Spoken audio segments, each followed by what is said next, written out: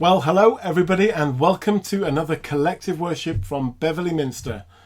My name's Tim and I'm one of the ministers, one of the clergy at Beverley Minster, if you don't know who I am and you haven't seen me before. Today we're going to carry on exploring some of the words that Jesus spoke when he was here on the earth. So the title for today is Blessed are the Peacemakers. Don't worry if you don't know quite what that means just yet, because we're going to explore that together. But the key word and the key value that we're going to explore today is peace. What does that word peace mean? And what does it mean to be a peacemaker? Now, one day, Jesus looked about at great crowds who were following him, and he spoke these words to his disciples. The words are going to appear on the screen, so you can either stop the video and say them together out loud, or you can just listen to me as I'm going to say them. So here they are. Blessed are the people who know that they need God, for theirs is the kingdom of heaven. Blessed are those who are upset and sad, for they will find comfort. Blessed are those who are ready to do God's will, for they will inherit the earth. Blessed are those who long for a world without injustice, for God will answer their prayers. Blessed are those who are forgiving and kind, for they will be shown forgiveness. Blessed are those who work to make peace, for they shall be called children of God. Blessed are those who are honest and pure in heart, for they will see God. And blessed are those who suffer for the sake of their faith in God, for theirs is the kingdom of heaven. In the time of Jesus, people who were poor or sick or who had no family were often ignored or shunned by those who were rich or powerful. And many in the vast crowds that followed Jesus round from place to place as he spoke could see that Jesus was different and he was saying something different. Jesus taught that God blessed those who tried to live with kindness and with generosity, despite facing difficulties and hardships. Now, the sentences that we've just heard and seen on the screen that Jesus spoke are called, and it's a strange word, the Beatitudes. But today we're going to focus on just one of those sentences, being a peacemaker. So the sentence we're going to look at is, Blessed are those who work to make peace, for they shall be called children of God. Now, who can tell me what this is? Hopefully you can see that clearly. Yeah, it's a picture of a dove. Now, some of you may have already worked out why I'd have a picture of a dove, but a dove is often used as a symbol of peace. Now, I want you just to stop the video for a second and maybe with somebody else at your table, somebody nearby, could you try and talk to them and think about somebody that you know or that you've learnt about, maybe in school, maybe learnt about through history, who you know is a peacemaker. And I want you to consider and talk for a second how they have made a difference to your life or to the lives of other people.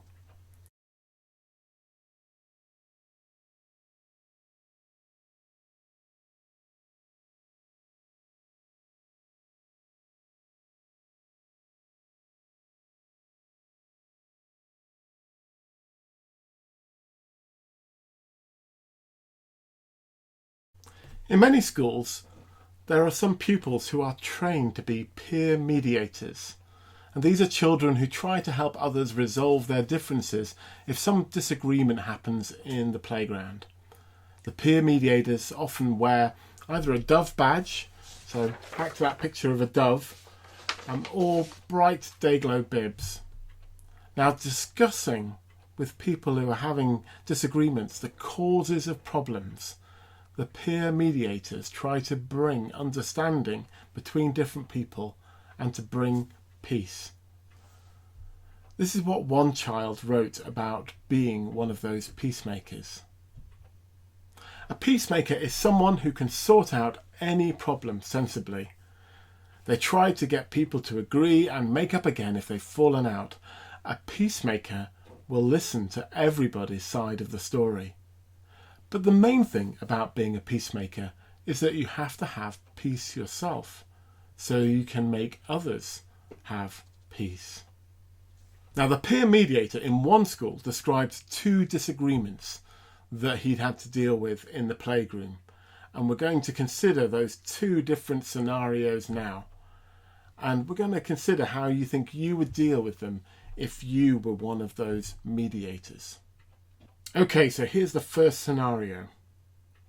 I want you to imagine 2 people, one called Ali, one called Chris, and it starts with Ali speaking. "Hey, that's my ball, Chris. I lost it ages ago." Yeah, it's definitely mine. I can see that.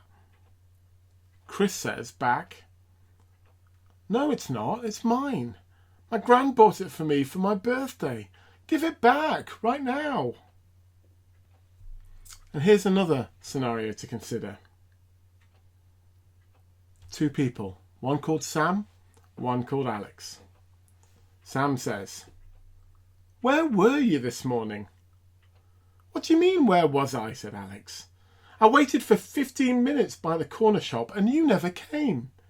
It made me late for school." Sam says, "No, we said we'd meet by the garage. I was there for 15 minutes and it made me late too. You always forget what we've arranged. I'm not ever meeting you again. I'm walking in with somebody else from now on." Alex says, "That's just fine. You can chuck away that invitation to my party I gave you. I don't need friends like you." Okay, I want you to consider those 2 different scenarios. The first one about Ali and Chris and that dispute as to whose ball it was. And then that second one about that situation between Sam and Alex and how they've both been waiting for each other at the wrong place on the walk to school. So I want you to stop for a second, pause the video again, and if you could chat to the person next to you and consider, well, what would you do if you were a peacemaker trying to help those people in that situation?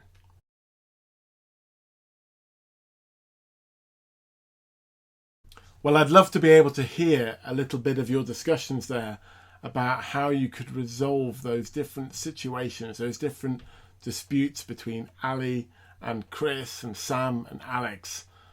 I don't know what you said. I'm sure you came up with lots of good ideas, but I guess some of you will have said it's really important to try and listen first of all, to understand what the other person's saying, and to try and appreciate things from their point of view.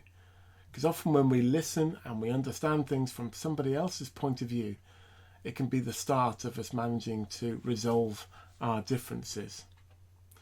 Well, we're going to end today by listening to a prayer. And it's a prayer with some words that were famously written by St. Francis of Assisi. You may have heard them before. "Make me a channel of your peace." So as those words play, I hope it gives you a little bit of time to reflect upon ways in which you might be able to be a peacemaker this week. So wherever there's conflict or people having disagreements, are there ways that you could help people resolve those situations and bring a bit more peace? So let's listen to the words of that prayer now. Make me a channel of your peace. Where there is hatred, let me bring your love. Where there is injury, your pardon, Lord. And where there stands true faith in you, oh Master, grant that I may never see so much to be consoled as to console, to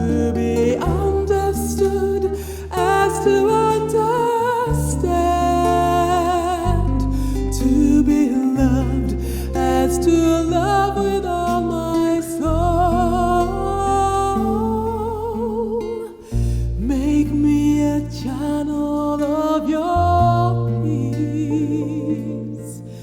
Where there's despair in life, let me bring hope.